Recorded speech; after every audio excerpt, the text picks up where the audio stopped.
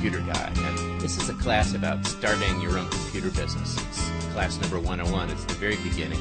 We're going to talk today about markets, about demographics, and about what I call the small business advantage. Things that you can do as a small business that a big retailer can't do that'll put you ahead of the game. As you may know, I have a computer retail store and a training center in East Hampton, Connecticut.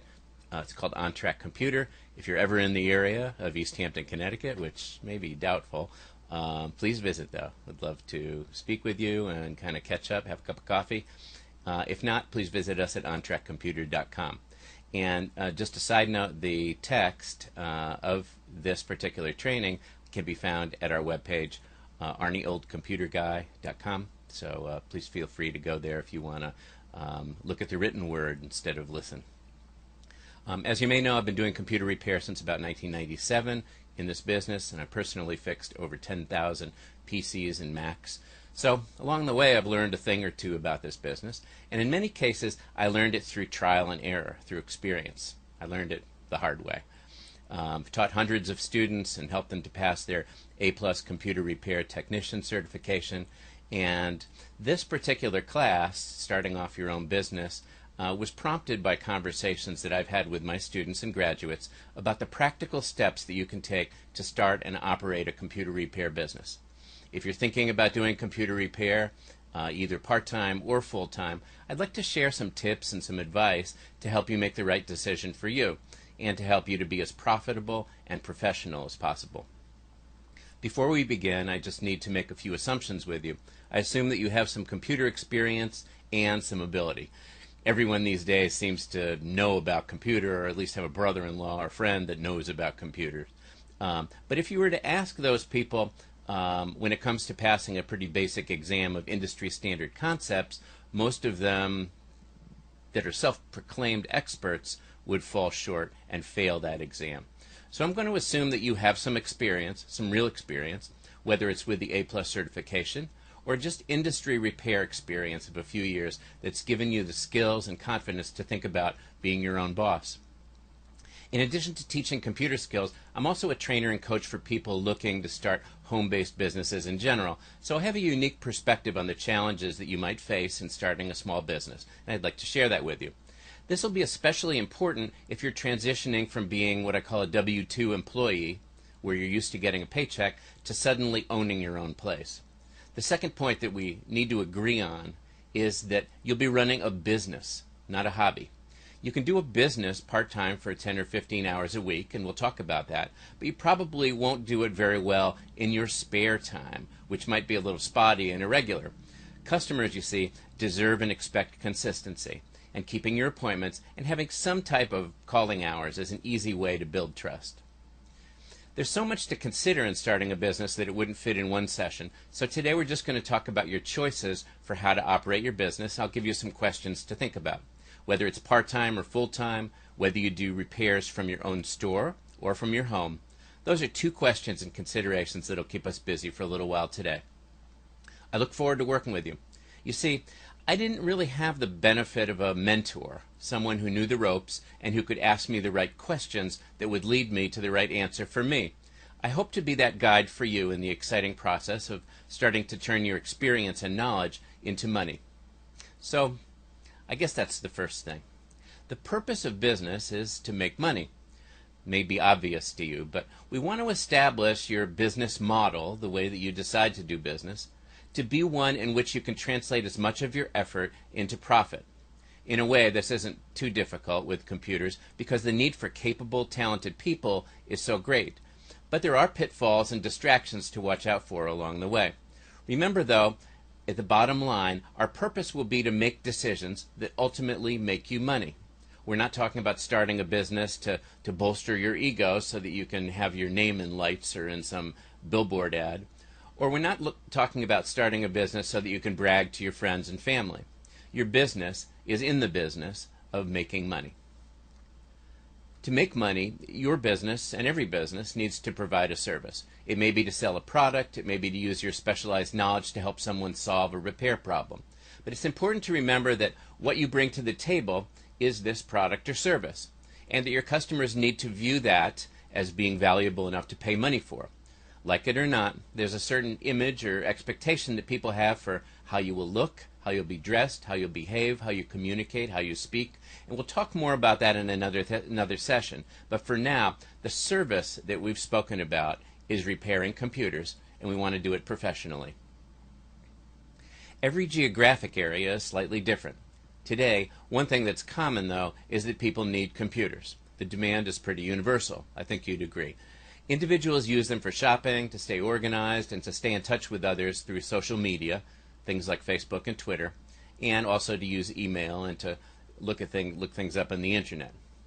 Businesses are even more dependent on computers, staying in touch with their customers, doing business accounting, and researching information.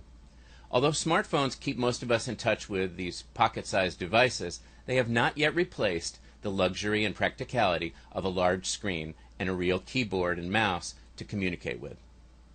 So let's talk about markets. The first thing to consider is your market. Who are the people that live around you that might want your service, and what is their demographic?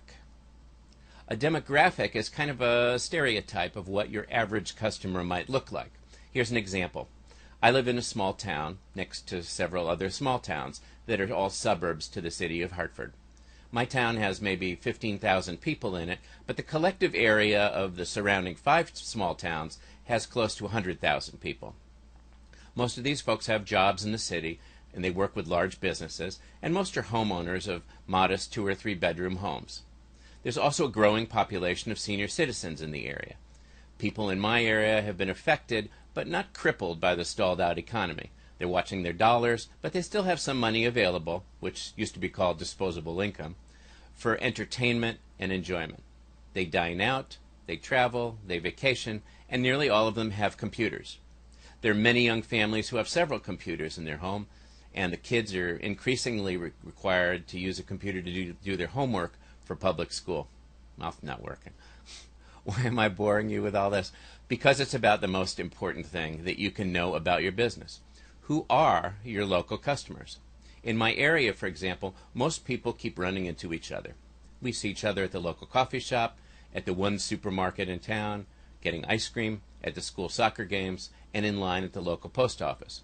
My computer repair business, my business model, is to treat every customer like their family. In a way, they are, because we're going to bump into each other around town at some point. I've chosen to go out of my way to earn trust, and I trust my customers. I have a very high rate of repeat business. I accept credit cards, but I also receive cash and often checks. In 15 years, I've never had a bad check. Now, take a look at where you are and who is around you and see if some of those same rules apply to you, or perhaps you're in a different type of area, a different market, and a different demographic. If you're in a suburb, and hopefully an affluent suburb, people will be paying more with plastic.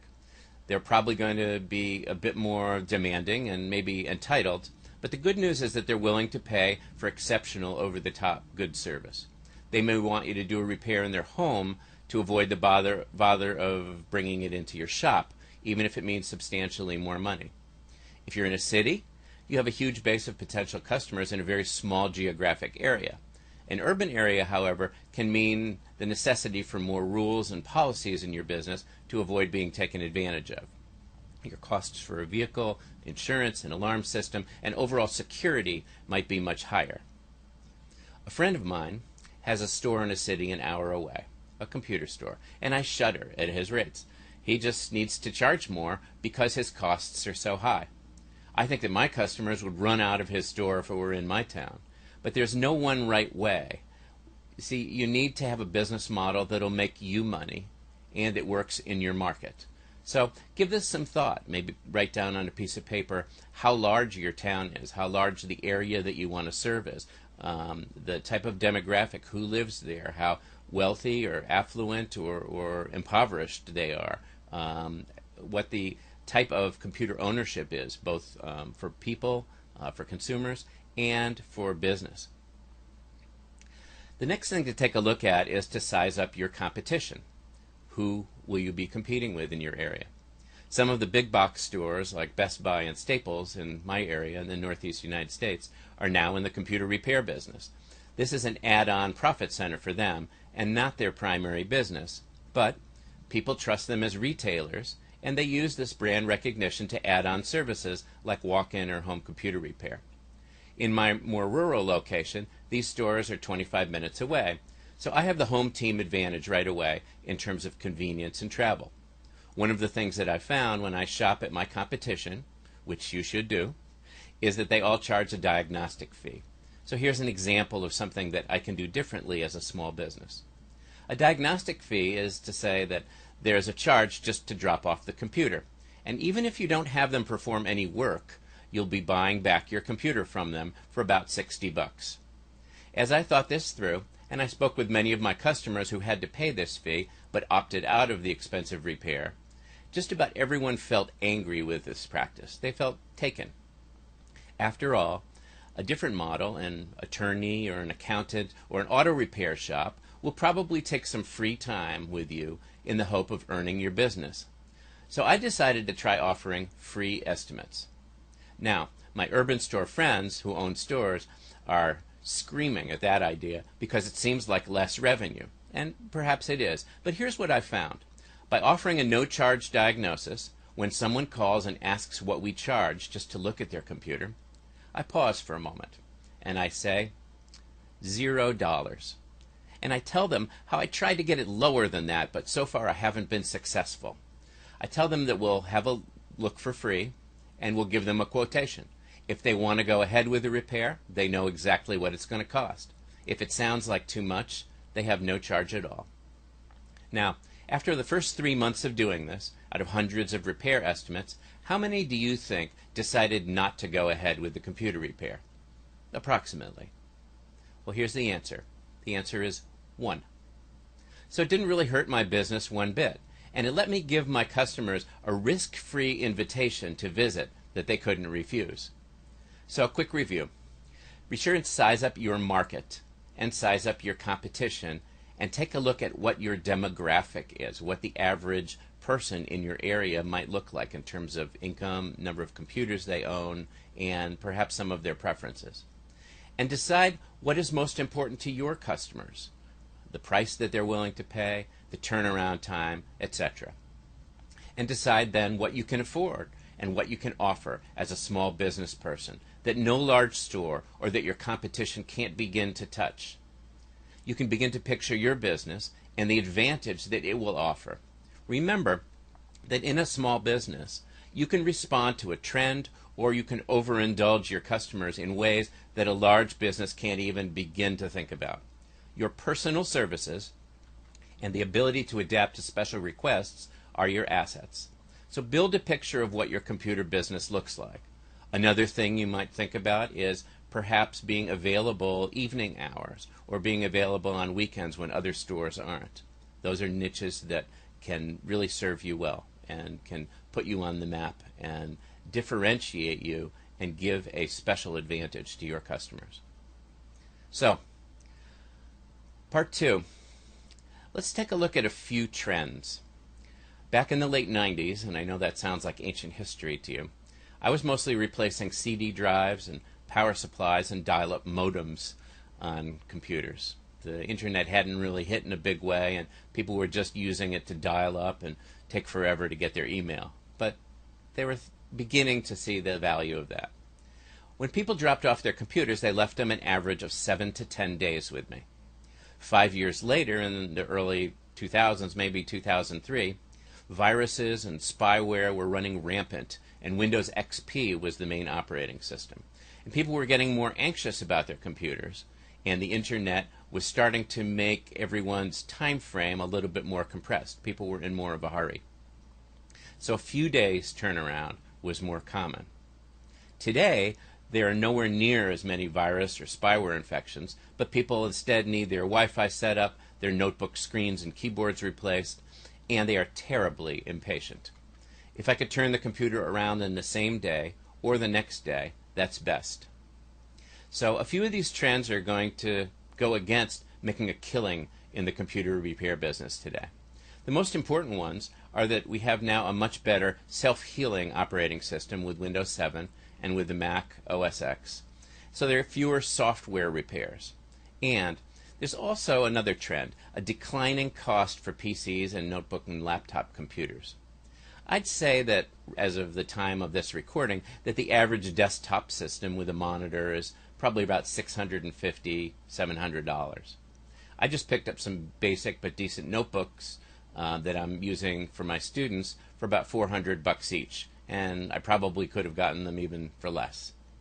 So when a new computer system costs $400 to $600, most customers sort of have a cap or limit that they're going to spend on repairs. They won't be too excited about spending more than $200 or possibly $250 on their 3-year-old system. After all, for that $250 motherboard replacement, they'll end up with a brand new 3-year-old computer.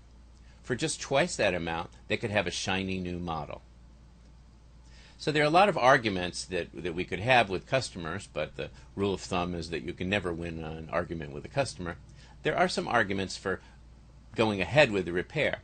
They could, in addition to the cost of the computer, have hundreds of dollars of software installed.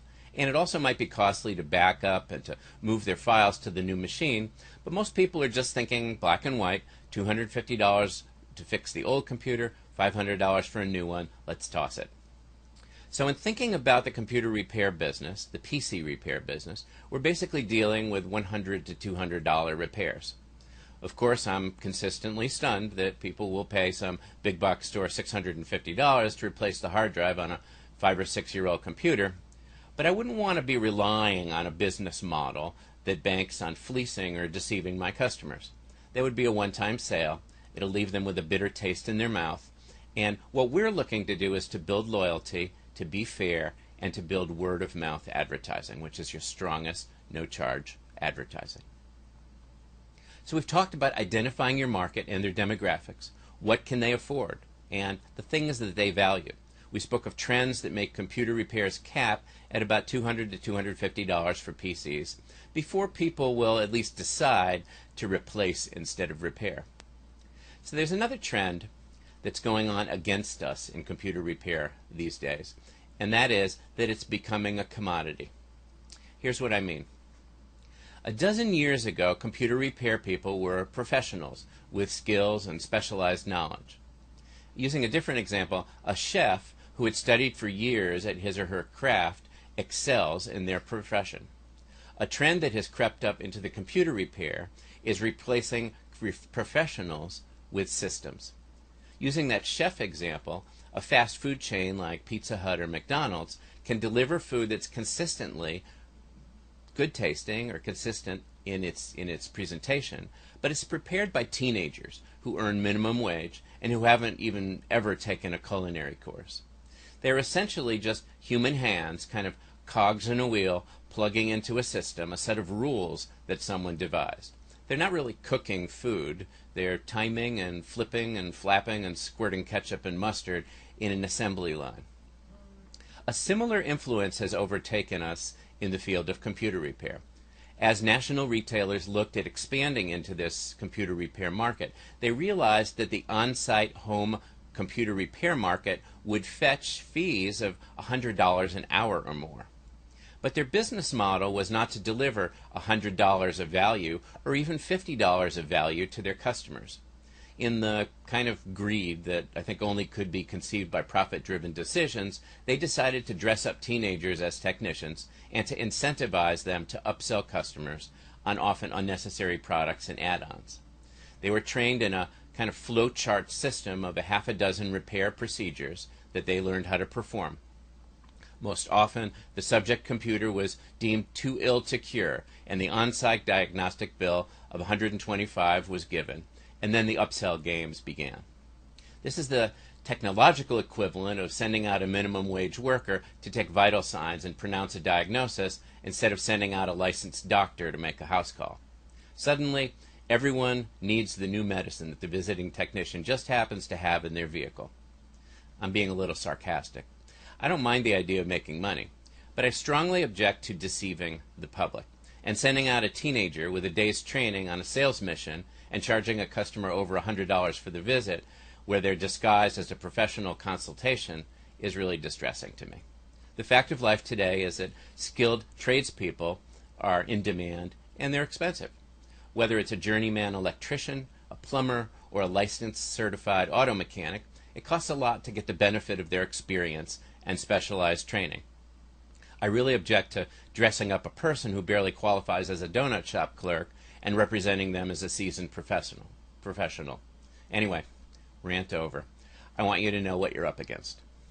So, the good news, as an entry-level technician with competent skills, you don't need to earn as much as an IT professional that might command $75 or $100 per hour to do some specialized work. You're probably happy with $40 or $50 an hour. And in starting out, that's another one of your market advantages. You can work for less and still offer good value to your customers. People like a deal. And as a starting off professional, you can charge less, especially if you don't have the overhead of a storefront, which brings me to my last point. You want to make a decision between working from your home or setting up a computer repair store. Some of it depends on your direction, whether you see yourself as a growing business with lots of employees in the near future, but I'd strongly try to make a case for you for working from home, keeping expenses down, and setting up a business presence with your phone and website and professionalism. When you go to a customer's home or business, which is what you'll be doing at least half of the time, they have no idea that you even have a store, which is now empty of you, so that would be a waste. One thing that I did, and that's worked for my students very well, is to offer free local pickup and delivery. That way you can harvest these broken computers instead of having customers drag them in and you having to sit around waiting for them. It takes time and it costs you a bit more to be in the pickup and deliver business, but hey, it beats the alternative, which is to sit around on your hands in a store waiting for someone to show up. You can just promote it and give it a spin as a free pickup and delivery in our local area. It looks like a benefit to your customers, and it is a benefit to your customers, and it saves you time. Just be sure to have a professional presence, be dressed sharp, have receipts for the computer, business cards, things like this. And we'll cover this in the next sessions. So, because of the declining market for computer repair, I'd strongly suggest that you run lean and work from home. That means that you'll save rent, money on signs, insurance, money on a second internet connection, and possibly some phone service, and a lot of time being tethered to your store hours, which to me ends up feeling like having a job again, losing the time flexibility that you might have achieved in being self-employed. All of these costs are easily $1,000 to $1,500 a month that you won't have to spend on feeding your store, and it's $1,000 to $1,500 a month extra that you'll be able to put in your pocket. But just do me a favor. Whatever you charge, be sure that you give your customers good value. Be fair with them, and enjoy getting paid a figure that's much closer to what you are genuinely worth. I wish you good luck. I'll see you in the next session where we discuss avoiding the half-dozen mistakes that new business owners often make. Remember, I'm Arnie, the old computer guy. Thanks for visiting. It's been great teaching you, and good luck with that new computer repair business.